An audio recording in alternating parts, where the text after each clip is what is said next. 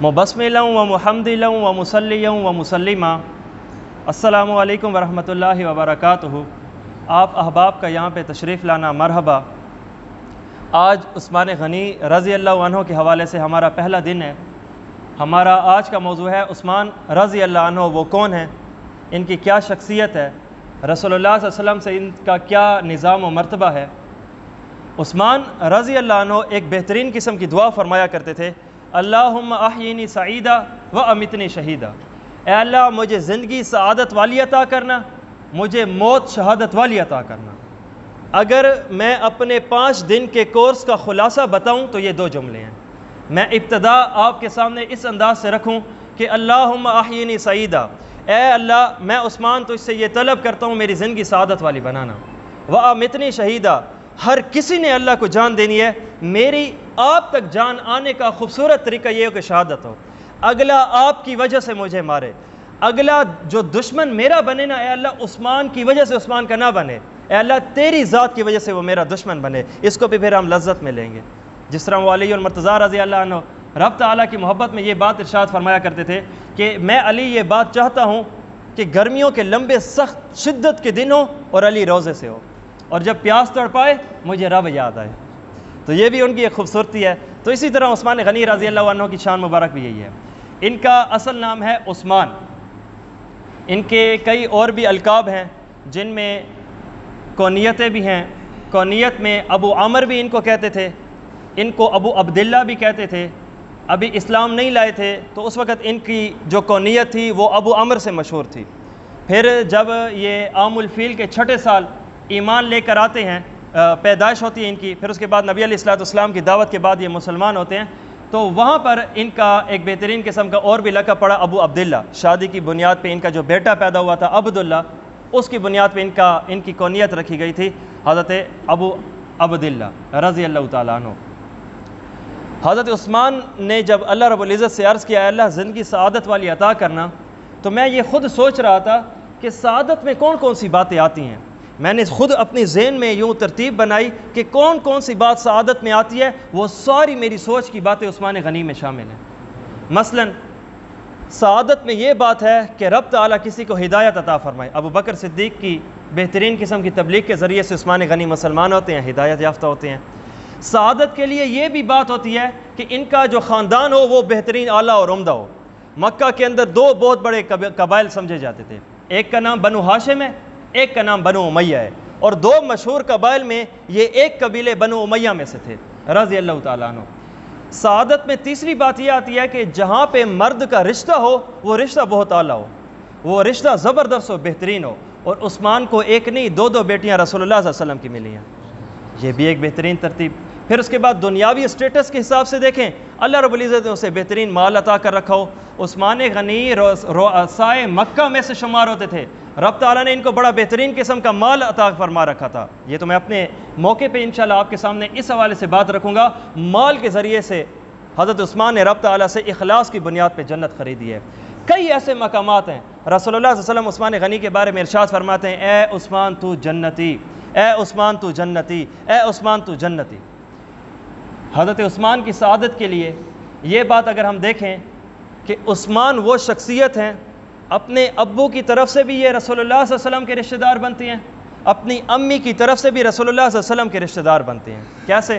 حضرت عثمان کا اصل نام عثمان ہے، ان کے ابو کا نام عفان ہے، ان کے ابو کا نام ابو العاص ہے، اور ان کے ابو کا نام امیہ، ان کے ابو کا نام عبد شمس، اور ان کے ابو کا نام ہے عبد مناف۔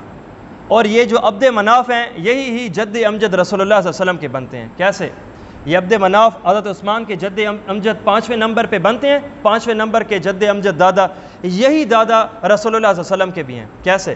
آپ صلی اللہ علیہ وسلم کا نام ہے محمد صلی اللہ علیہ وسلم، ان کے ابو جان کا نام ہے عبداللہ، ان کے ابو جان کا نام ہے عبد المطلب، ان کے ابو جان کا نام ہے ہاشم، ان کے ابو جان کا نام ہے عبد مناف۔ یہ عبد مناف رسول اللہ صلی اللہ علیہ وسلم کی بھی پیڑھی میں آ رہے ہیں، یہی عثمان غنی کی پیڑھی میں بھی آ رہے ہیں۔ تو ابو کی طرف سے بھی یہ رسول اللہ صلی اللہ علیہ وسلم کے بہترین انداز سے 5ویں پشت پہ جا کے نبی علیہ الصلوۃ والسلام کے رشتہ دار بن جاتے ہیں۔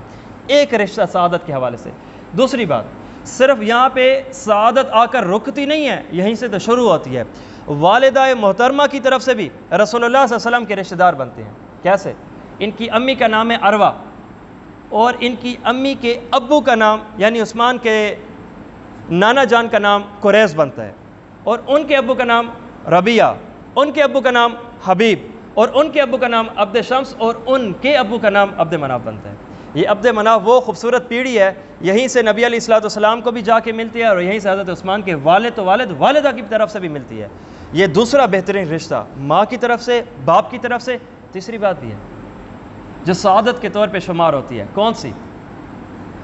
حضرت عثمان کی والدہ کا نام ہے عروہ، اور والدہ کی والدہ یعنی نانی جو ہیں ام الحکیم بیضاء، یہ حضرت رسول اللہ صلی اللہ علیہ وسلم کے سکی پھوپھی لگتی ہیں، حضرت عبداللہ کی یہ بہن لگتی ہیں، اور تاریخ یہ ہمیں بتاتی ہے کہ یہ جڑواں پیدا ہوئے تھے، رسول اللہ صلی اللہ علیہ وسلم کے والد عبداللہ اور ان کی جو بہن تھی حضرت رسول اللہ صلی اللہ علیہ وسلم کی پھوپھی ام حکیم بیضاء، یہ جڑواں پیدا ہوئے تھے، تاریخ بتاتی ہے۔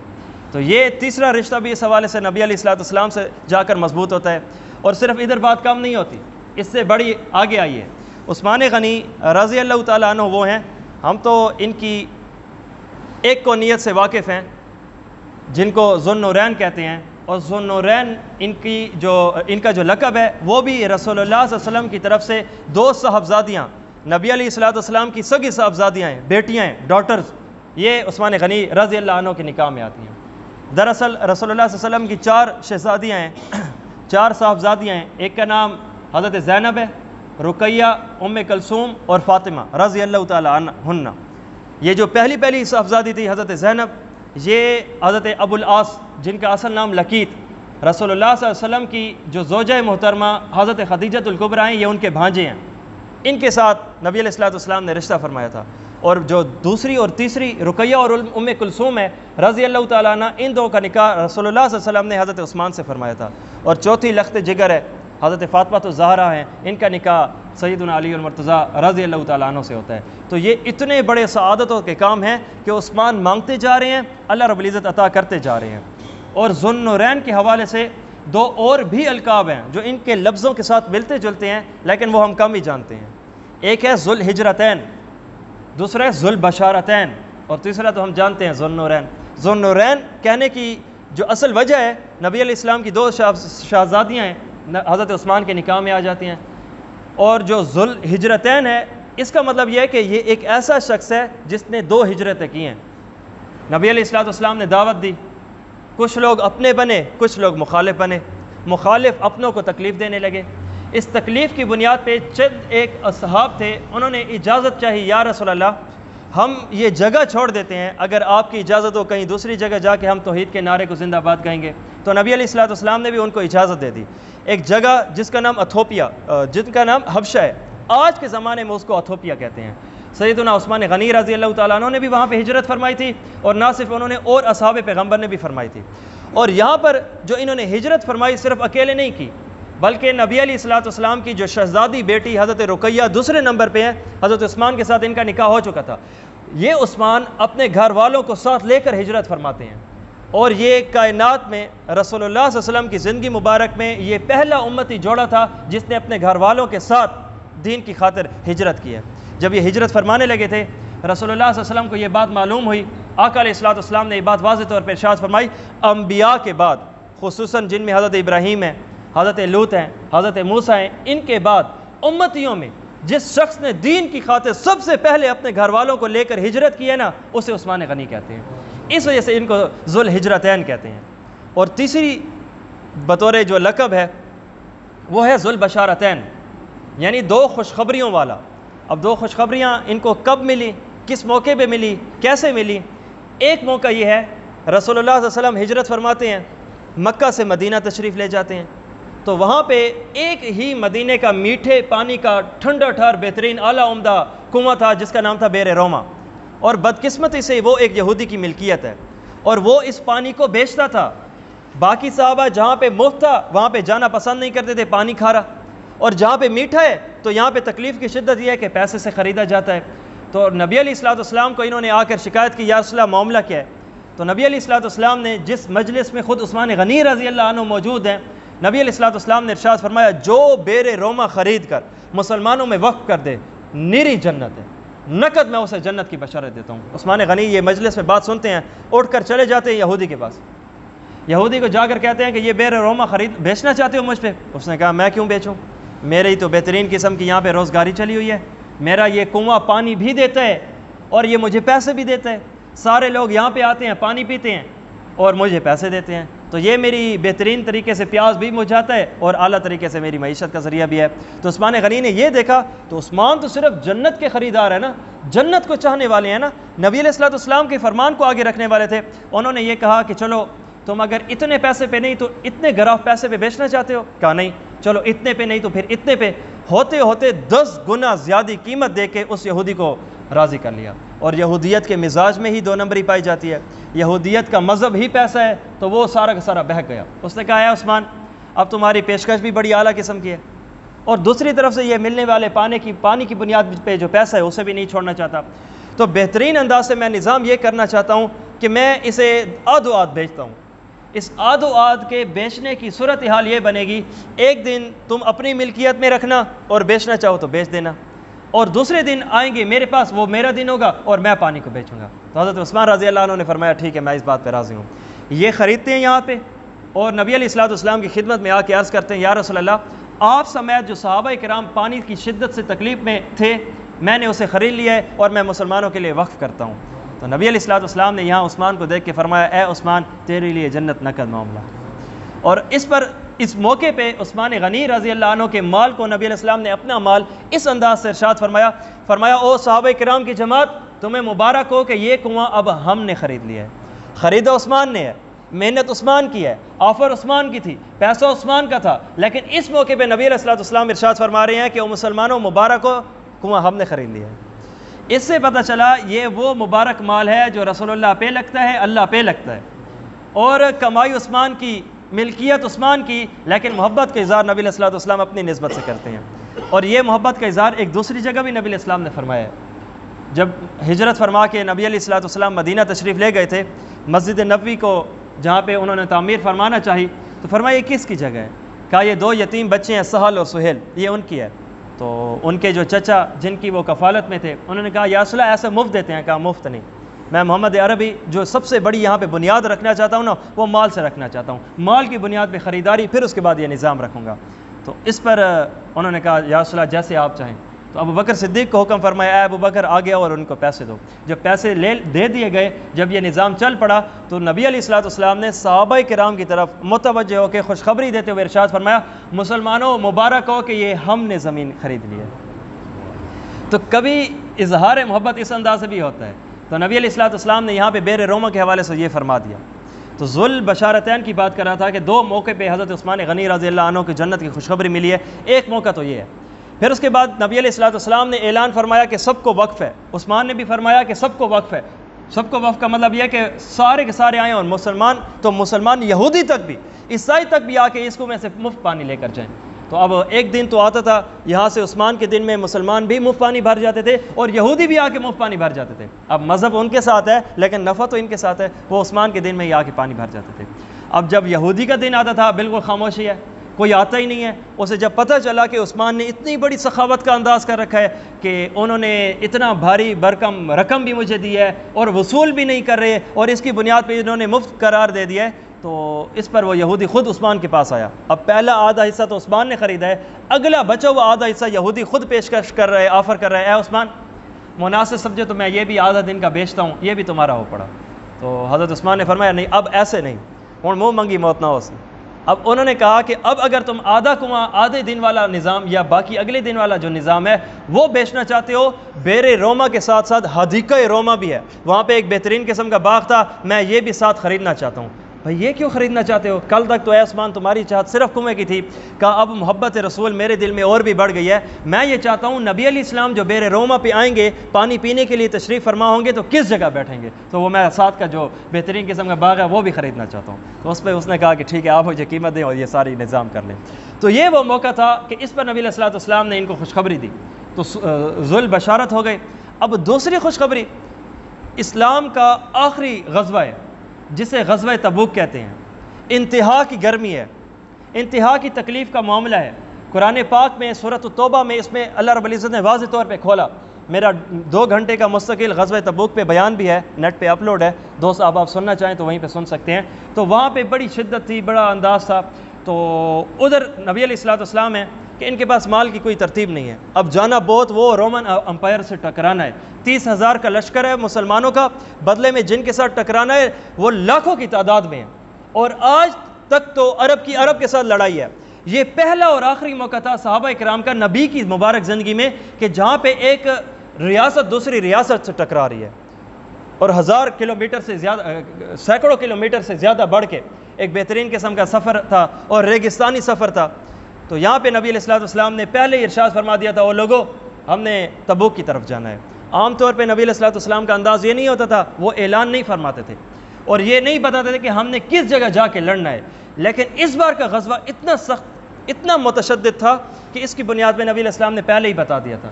تو اب کھانے پینے کو کچھ نہیں ہے، نظام بڑا سخت ہے، اور اوپر سے نبی علیہ الصلوۃ والسلام نے غزوہ تبوک کا بھی اعلان فرما لیا ہے۔ تو نبی علیہ الصلوۃ والسلام نے یہاں پہ بھی اعلان فرمایا کہ ہے کوئی جو اس تنگی والے، کیونکہ غزوہ تبوک کو جیش العسرہ بھی کہتے ہیں، تنگی کا لشکر۔ اب تنگی کا لشکر کیوں کہتے ہیں؟ کیونکہ کھانے پینے کو کچھ تھا نہیں، صرف ایمان ہی زیادہ تھا، صرف ایمان ہی مکمل تھا، باقی دنیاوی لحاظ سے تو بڑی شدت کی تکلیف تھی۔ نبی علیہ الصلوۃ والسلام نے اعلان فرمایا کوئی ہے جو اس موقع پہ آ کے بہترین قسم کا چندہ دے؟ تو حضرت عثمان غنی رضی اللہ عنہ کھڑے ہوئے اور انہوں نے کہا، عرض کی یا رسول اللہ 100 اونٹ میں عثمان اپنی طرف سے قوم کو دیتا ہوں۔ صرف 100 اونٹ نہیں، بلکہ یہ سارے کے سارے سامان لدے ہوئے ہوں گے، مکمل ایک سواری کا مکمل جتنا سفر کے اندر ہونے والی ضرورت کا نظام ہوگا وہ میں نے اپنی طرف سے دینا ہے۔ تو نبی علیہ الصلوۃ والسلام نے سنا ہے لیکن مسکرائے نہیں ہیں، تو عثمان بیٹھ گئے ہیں اور دوبارہ فرمایا ہے کوئی کہ جو اللہ کی راہ پہ اس موقع پہ خرچ کرے؟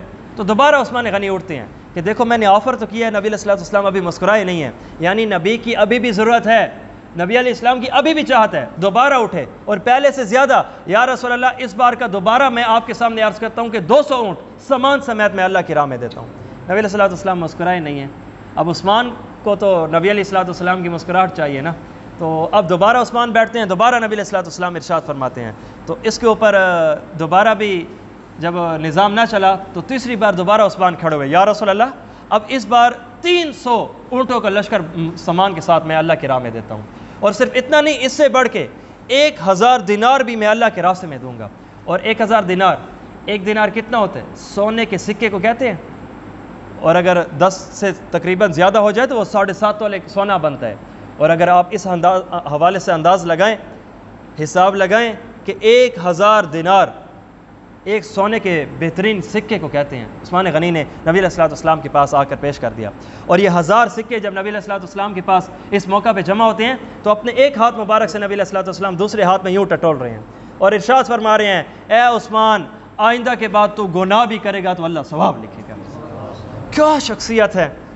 میں اور آپ گناہ کرے تو گناہ اور نیکی کرے تو پتہ نہیں نیکی قبول ہے یا نہیں۔ اے عثمان تیرے کیا کہنے، اس دنیا میں مرنے کے بعد مجھے اور آپ کو میرا پتہ چلے گا کہ ہم پتہ نہیں گھوڑے پہ سوار تھے یا گدھے پہ سوار تھے، اچھائی کی طرف سے یا برائی کی طرف سے۔ رہتی دنیا میں اس موقع پر ابھی اللہ کو جان نہیں دی کہ جنت خرید لی ہے، ابھی خود جنت انتظار کر رہی ہے عثمان کے کہ یہ کب آئے گا اور ہم اسے اپنے آپ پاس میں داخل کریں گے۔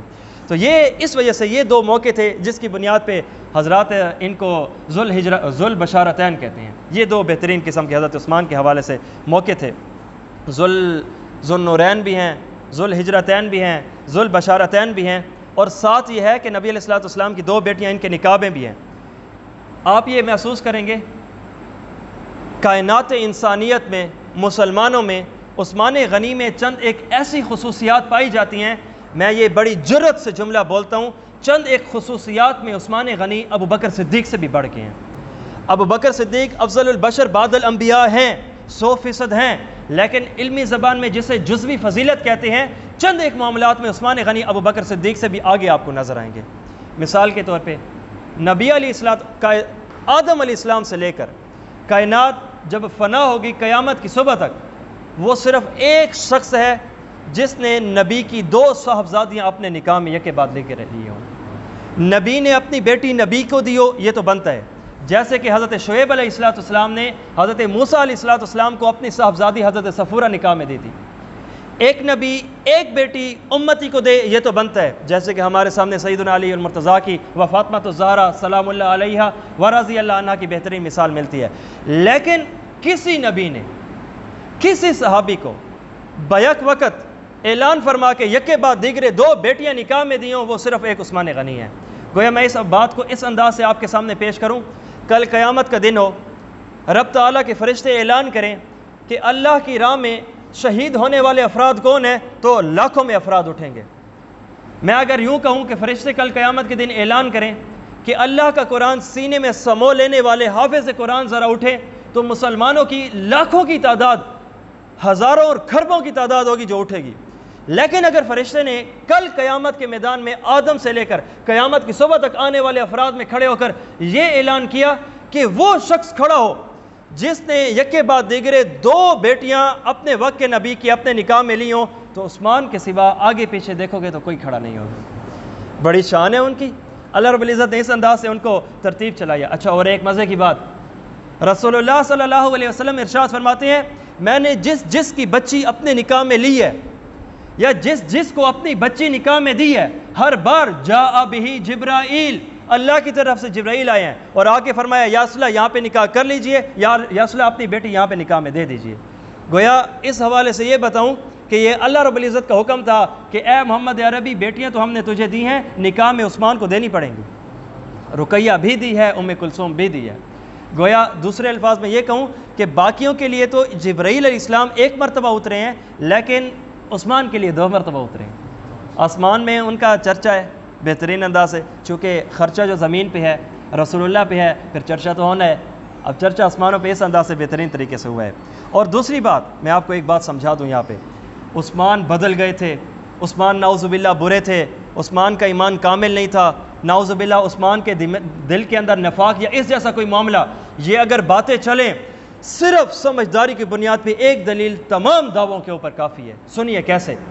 میں اور آپ اپنی بیٹی ہو، بہن ہو، بچی ہو، جہاں پہ بھی ہم نکاح میں دیں گے، سب سے پہلے مکمل تسلی کریں گے بندہ ٹھیک ہے یا نہیں، ایک بات۔ پھر جب ہم نے مکمل تسلی کر لینے کے بعد اپنی بیٹی اپنی بچی نکاح میں دے دی ہے، اگر وہ نعوذ باللہ اللہ تعالیٰ معاف کرے وغیرہ وغیرہ، ہر ایک کی بچی کو اپنی حفاظت میں اللہ رب العزت رکھے، اگر وہاں کے خاندان کا ایک وہی خامد برا نکل آئے نا، اس خامد کو دوبارہ اپنے خاندان کی بچی دینا تو دور، مکمل خاندان میں دوسری بچی نہیں دیتے۔ ایسے ہے تو مجھے بتاؤ، ہم لوگ سمجھدار ہیں، آپ لوگ سمجھدار ہیں، وہ لوگ سمجھدار ہیں، یہاں کے لوگ سمجھدار ہیں کہ اپنی بچیوں کے لیے بہتر فیصلہ کرنا جانتے ہیں، تو کیا رسول اللہ صلی اللہ علیہ وسلم نے اپنی بچی کے لیے بہتر فیصلہ نہیں کیا ہوگا؟ ایک بار عثمان کو پرکھ کے اور کوئی نکاح میں دی ہے؟ ہاں دی ہے۔ جب وہ غزوہ بدر کے موقع پہ اللہ کو جان دیتی ہیں، پیاری ہوتی ہیں، اوپر چلی جاتی ہیں، عثمان غنی جب بہترین انداز سے چلا رہے ہیں معاملہ لیکن ساتھ غمگین بھی ہیں، تو نبی علیہ السلام نے ارشاد فرمایا عثمان غم کھانے کی کیا وجہ ہے؟ تو انہوں نے عرض کیا کیا یہ بات میرے لیے غم ہے کہ رسول اللہ علیہ وسلم کی بچی تھی، میرے گھر کو انہوں نے منور کیا ہوا تھا، اللہ کو جان دے دی۔ تو پھر اس کے بعد نبی علیہ السلام نے دوسری بیٹی بھی دے دی، اور جب یہ بھی اللہ کو جان دے چکی ہیں حضرت عثمان کو، اب تو بچی نہیں بچی، اب تو کوئی اور شہزادی نہیں ہے۔ اس موقع پہ نبی علیہ السلام نے ارشاد فرمایا تھا اے عثمان، بیٹی تو اپنے پاس اب نہیں رکھتا، لیکن ایک دل کی محبت کا اظہار تمہارے ساتھ ضرور کر دوں، اگر میرے پاس اللہ نے 10 بیٹیاں دی ہوتی، خدا کی قسم یکے بعد دیگرے تیرے نکاح میں دیتا جاتا ہوں۔ اگر مجھ محمد عربی کے نکاح ایک رشتے میں اللہ رب العزت نے 40 بیٹیاں دی ہوتی، تیرے نکاح میں دیتا، اور ایک روایت کے مطابق 100 بیٹیاں بھی دی ہوتی نا، میں نے تیرے نکاح میں دینی تھی۔ اب 100 بیٹیاں تو کسی کی نہیں ہوتی، نکاح کا معاملہ تو ایسا نہیں ہوتا۔ اس سے کیا ہے کہ اے عثمان بیٹیاں ختم ہو گئی ہیں، اظہار محبت ابھی بھی باقی ہے، اس وجہ سے تمہارے ساتھ مکمل اظہار محبت کر رہا ہوں۔ اس حوالے سے ایک امام اعظم ابو حنیفہ رحمۃ اللہ علیہ کا ایک پڑوسی تھا، وہ حضرت عثمان کے بارے میں صحیح عقیدہ نہیں رکھتا تھا، اب جان اللہ کو دینے کے قریب ہے، بیمار ہو چکا ہے، قریب ایسا معاملہ ہوا تو حضرت امام اعظم ابو حنیفہ کو محسوس ہوا تو اپنے پڑوسی کی عیادت پہ چلے گئے۔ محسوس ہو رہا ہے کہ عمر بڑی ہو چکی ہے، اللہ کو جان دینی ہے۔ مکمل حال حوال تبصرہ لینے کے بعد ارشاد فرمایا کہ تم اللہ کے پاس جان دینے لگے ہو تو آخری کوئی خواہش بھی ہے تمہاری؟ کہا یہی ہے کہ ایک بیٹی ہے، جوان ہے، نکاح کا کوئی جوڑ کا مجھے بچہ نہیں ملا، لڑکا نہیں ملا کہ میں اپنی بیٹی کا وہاں پہ نکاح کر دیتا، بس یہی غم لے کر جا رہا ہوں۔ تو امام اعظم ابو حنیفہ رحمۃ اللہ علیہ نے یہاں پہ عیادت کرنے کے بعد ارشاد فرمایا میں ایک بہترین بچہ اپنی نظر میں خامد کے طور پہ رکھتا ہوں، اگر مناسب سمجھو تو تمہاری بچی کا وہاں پہ نکاح کر دوں۔ کہاں بالکل ضرور، کیوں نہیں؟ کہا اس کے ذرا صفات سن لو، وہ اہل علم بھی ہے، وہ نوجوان بھی ہے، وہ خوبصورت بھی ہے، وہ زبردست معاملہ اور مال بھی رکھتا ہے۔ کہا واہ امام صاحب اللہ آپ کا بھلا کرے، میری بچی کا تو نکاح ہو جائے گا، لیکن فرمایا کہ ساتھ ایک عیب ہے، وہ ذرا سن لو۔ کہا وہ کون سا؟ کہا وہ یہودی ہے۔ کہا لا حول ولا قوت الا باللہ، وقت کے اتنے بڑے امام ہو کے تم یہ کیا مناسب سمجھتے ہو 10 اچھائیاں بھی اس میں ہوں، اگر وہ منافق ہو، اگر وہ یہودی ہو، اگر وہ ہندو ہو، تو کبھی یہ بندہ اپنی بچی اس کے نکاح میں نہیں دے گا۔ تو یہیں پہ انہوں نے تتا لوہا امام صاحب کٹا ہے۔ تو مجھے بتاؤ تم آج کے بندے ہو کر اپنے بیٹی کے لیے یہ مناسب نہیں سمجھتے کہ وہ مال والا بھی ہو، وہ بہترین قسم کے حسب نسب والا بھی ہو، صرف یہودی ہونے کی بنیاد پہ چونکہ وہ یہودی ہے بیٹی دینا پسند نہیں کرتے، تو کیا محمد عربی صلی اللہ علیہ وسلم نے بغیر دیکھے اپنی ایک بندے کو 2 بیٹیاں دے دی ہوں گی؟ اس پہ چیخ ماری۔ کہا کیا انداز سے آپ نے سمجھایا ہے۔ کہا مجھے کلمہ بھی پڑھو، کلمہ بھی پڑھتے اللہ کو جان بھی دے دیتے۔ سمجھانے کا انداز بھی ہو، محبت کا لہجہ بھی ہو تو بات سمجھ آ جایا کرتی ہے۔ یہ ہے عثمان غنی رضی اللہ تعالیٰ عنہ کے معاملات اور حساب۔ آگے عالم بننے کے 6 سال میں مسند امام اعظم ایک کتاب حدیث پاک کی ہے، پڑھائی جاتی ہے۔ وہاں پہ ایک کتاب الفضائل باب ما جاء فی فضائل عثمانہ، حضرت عثمان کے فضائل کے چپٹر میں ایک بہترین قسم کی حدیث پاک بھی درج کی گئی ہے۔ حضرت رقیہ فوت ہو چکی ہیں، یہاں پہ عمر فاروق بیٹھے ہیں، عثمان سے پوچھتے ہیں آج کل غم والا چہرہ لے کر گھوم رہے ہو، پہلے تو ہنسا کرتے تھے، مذاق سنا اور سنایا کرتے تھے، آج کل خاموش رہتے ہو، وجہ کیا ہے؟ کہا تمہیں پتہ نہیں ہے عمر کہ رقیہ رسول اللہ صلی اللہ علیہ وسلم کی لخت جگر تھی، عثمان کے گھر میں تھی، مزہ بھی آتا تھا، اب نبی علیہ السلام کی صاحبزادی تو ہمارے گھر میں نہیں رہی، یہی غم کھائے ہوئے ہیں۔ تو اس پر حضرت عمر فاروق رضی اللہ عنہ نے فرمایا اے عثمان تو پھر کیا ہو گیا؟ اگر تمہاری بیوی چلی گئی ہے تو میں اپنی بیٹی حفصہ تمہیں اپنے نکاح میں دے دیتا ہوں، تو آپ کے نکاح میں آ جائے گی۔ تو حضرت عثمان نے فرمایا میں یہ چیز سوچوں گا اور دیکھوں گا پھر تمہیں بتاؤں گا۔ 1 مہینہ گزر جاتا ہے، نہ عثمان نے ہاں کیا ہے نہ عثمان نے نہ کیا ہے۔ عمر فاروق کو دل میں لگا کہ دیکھو میں نے اپنی بیٹی پیش کی ہے، اب اگر ہاں تھی تو ہاں کر دیتا، نہ تھی تو نہ کر دیتا، نہ ہاں کیا نہ کیا، درمیان میں لٹکا دیا ہے۔ تو اس پہ بطور شکایت نبی علیہ السلام کے پاس عمر چلے گئے، یا رسول اللہ عثمان کے کام دیکھیے، میں نے عثمان کو اپنی بیٹی پیش کی ہے نکاح کے طور پر، نہ انہوں نے ہاں کی ہے نہ انہوں نے نہ کی ہے، اب عمر بھی تو غیرت مند بندہ ہے۔ تو حضرت رسول اللہ صلی اللہ علیہ وسلم نے یہاں پہ بہترین جملہ ارشاد فرمایا، اے عمر کیا تم یہ بات مناسب نہیں سمجھتے کہ اللہ تمہاری بیٹی کے لیے ایک ایسے خامد کا انتخاب کرے جو اس خامد سے بڑھ کے کائنات میں کوئی اور مرد نہ ہو، اور تمہاری اور جو میری بیٹی ہے اس کے لیے ایک ایسے شوہر کا انتخاب کر دے جو اس سے بڑھ کے وہ والی بیٹی کا نظام بھی نہ ہو۔ تو حضرت میں آپ کی بات نہیں سمجھا، وہ کیسے؟ تو نبی علیہ السلام نے ارشاد فرمایا تیری بیٹی حفصہ میرے نکاح میں آ جائے، اور جو میری بیٹی کلثوم ہے وہ عثمان کے نکاح میں چلی، وہ حفصہ جو ہے نبی علیہ السلام کے نکاح میں، اور کلثوم میں عثمان کو دے دیتا ہوں۔ اس پہ حضرت عمر بڑے خوش ہو گئے کہ ایک صحابی کی بیٹی ایک صحابی کے گھر میں جائے، یہ خوشی کی بات ہے، پر اس سے بڑھ کے کئی گنا بڑھ کے یہ بہتر بات ہے کہ ایک صحابی کی بیٹی رسول اللہ صلی اللہ علیہ وسلم کے گھر میں جائے، وہاں پہ ان کے نکاح میں چلی گئی۔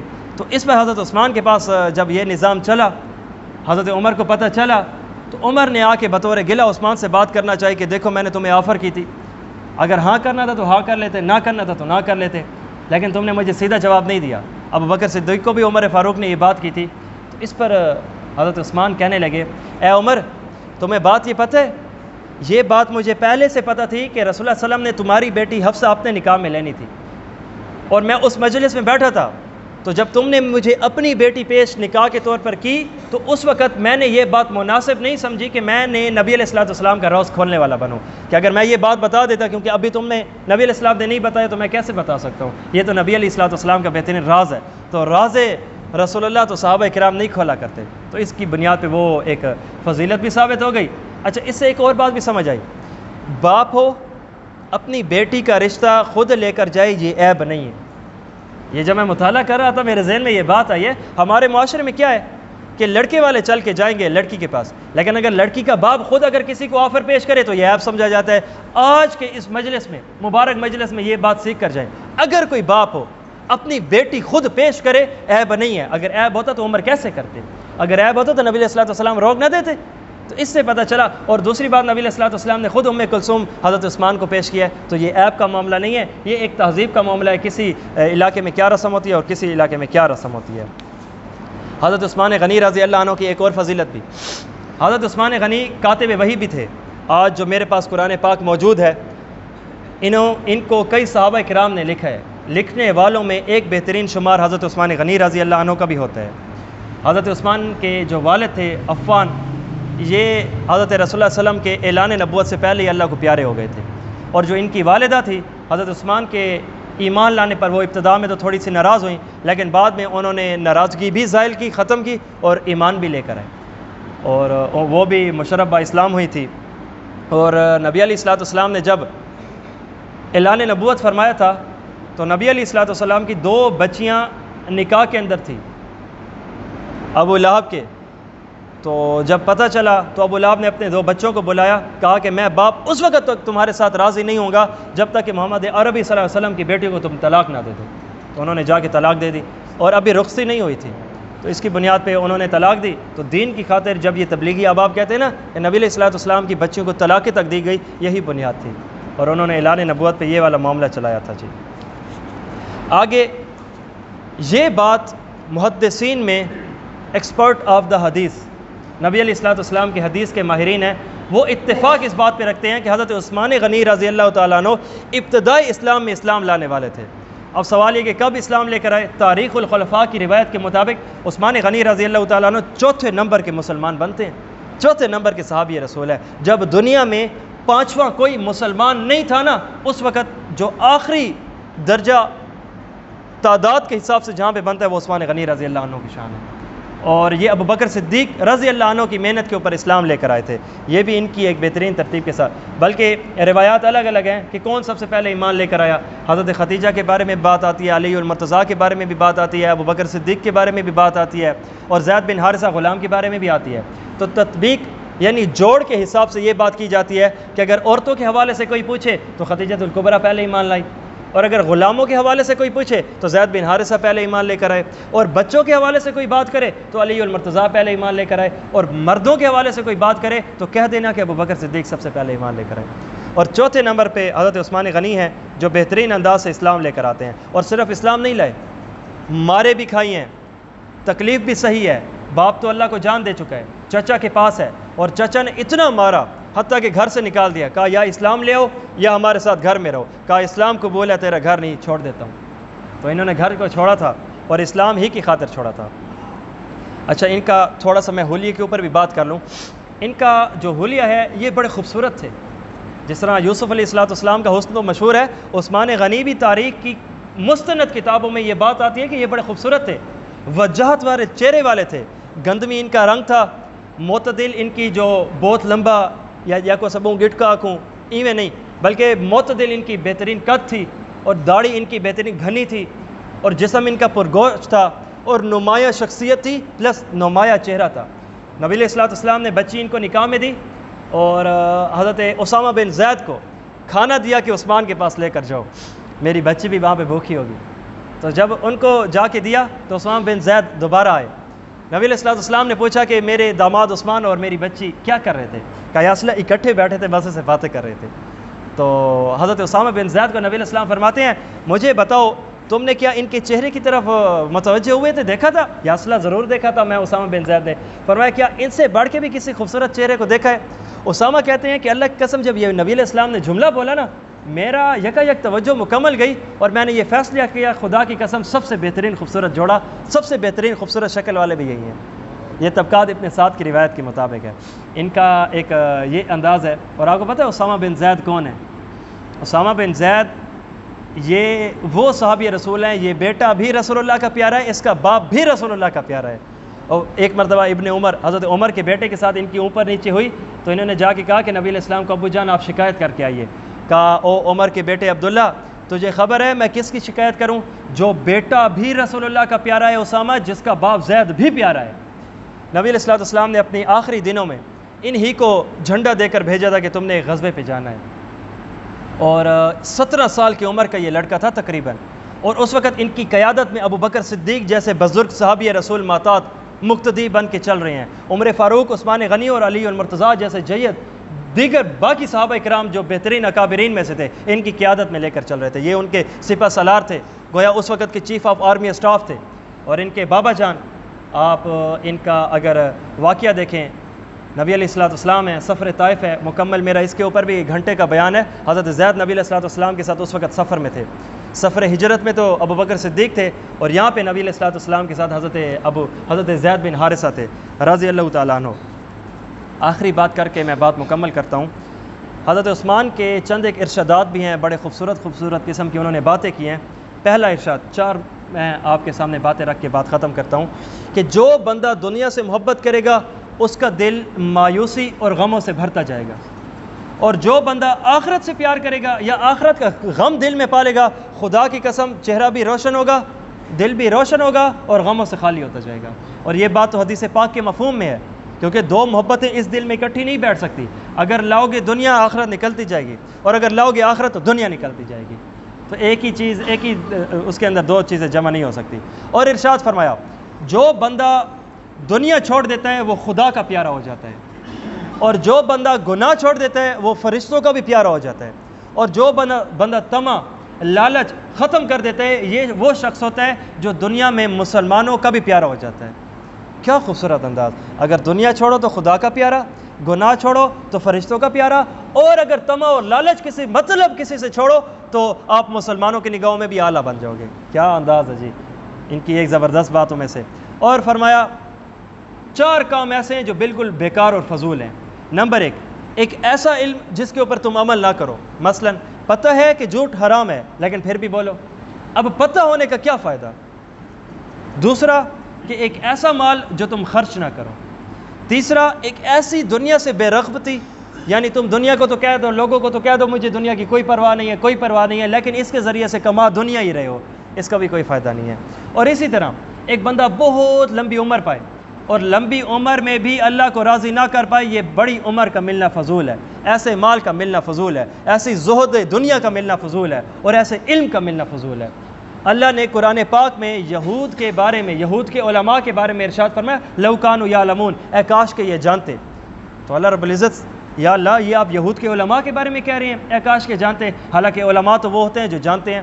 تھانوی صاحب نے اس آیت کا جواب دیا ہے، جو عالم اپنے علم پہ اخلاص کے ساتھ صحیح معنوں میں عمل نہیں کرتا، اللہ کی نگاہ میں جتنا بھی یہ لوگوں کی نگاہ میں عالم ہو، لیکن اللہ کی نگاہ میں جاہل ہے۔ حضرت عثمان نے قرآن کی اس انداز سے بہترین ترتیب چلائی ہے، اور فرمایا 3 باتیں مجھے بہت پسند ہیں۔ نمبر 1، کوئی بھوکا ہو اپنے مال سے دوڑ کے اس کے پاس جاؤں اور اسے کھانا کھلاؤں، اور اگر کسی کے پاس کپڑا نہیں ہے تو جا کے اسے کپڑا پہناؤں، اور اسی طرح اللہ رب العزت مجھے بہترین انداز کا زبردست طریقے کا وقت دے جس میں میں قرآن پاک پڑھتا رہوں۔ وہ جیسے حدیث پاک میں آتا ہے نا، رسول اللہ صلی اللہ علیہ وسلم نے ارشاد فرمایا، میں محمد صلی اللہ علیہ وسلم کہتا ہوں حسد حرام ہے، نہ کیا کرو۔ اگر حسد جائز ہوتا میں تمہیں 2 موقع ایسے بتاتا ہوں جس پہ تم حسد کر سکتے تھے۔ نمبر 1، ایک ایسا موقع پر جس کو اللہ رب العزت نے مال دیا ہو، فَصَلَّتَهُ عَلَىٰ حَلَقَتِهِ، اور وہ مال ہر وقت اللہ رب العزت کی راہ پہ لوٹاتا رہے۔ اگر حسد جائز ہوتا تو تم ایسے شخص پہ کرتے، یعنی اللہ نے اسے دیا ہے اور یہ دوبارہ اللہ کے نام پہ لگا رہا ہے۔ اور اگر حسد جائز ہوتا تو تم ایسے شخص کے اوپر حسد کرتے جسے اللہ رب العزت نے دن رات فری ٹائم دے رکھا ہے اور وہ قرآن پاک کی تلاوت کرتا ہوتا ہے۔ اور عثمان میں یہ 2 باتیں پائی جاتی ہیں۔ آج تو صرف تعارف تھا کہ عثمان غنی رضی اللہ عنہ کی شان کیسی ہے، یعنی ان کا تعارف کیسا ہے، کون ہے عثمان غنی، یہ مکمل میں نے تھوڑا سا آپ کے سامنے ایک نظام بٹھایا ہے۔ کل انشاءاللہ ہم بات کریں گے رسول اللہ صلی اللہ علیہ وسلم کی نگاہ میں حضرت عثمان کیسے ہیں۔ الگ الگ موقعوں پہ نبی علیہ السلام نے الگ الگ باتیں ارشاد فرمائی ہیں عثمان کے بارے میں۔ انشاءاللہ کل بھی آپ جم کے تشریف رکھیے گا، نماز یہیں پہ پڑھیے گا، انشاءاللہ مختصر انداز سے یہی چلائیں گے۔ تو انشاءاللہ 5 روزہ یہ ہمارا پروگرام ہے، اس میں آج کا دن تھا تعارف عثمان، کل شان عثمان، اس سے اگلا دن نبی علیہ السلام کے دور میں کردار عثمان، اور اس سے آگے انشاءاللہ خلافت عثمان، اس سے آگے شہادت عثمان۔ تفصیلی واقعہ ہے مکمل اس کا کہ کس انداز سے 45 لاکھ مربع میل پہ نبی علیہ السلام کا جھنڈا اسلام کا پھیلانے والا بے دردی سے شہید کر دیا جاتا ہے، کیوں، کیسے، اس کے اسباب کیا تھے، انشاءاللہ اس کے اوپر بات کریں گے۔ آج کے حوالے سے کسی دوست بھائی کا کوئی سوال ہے تو کر سکتا ہے۔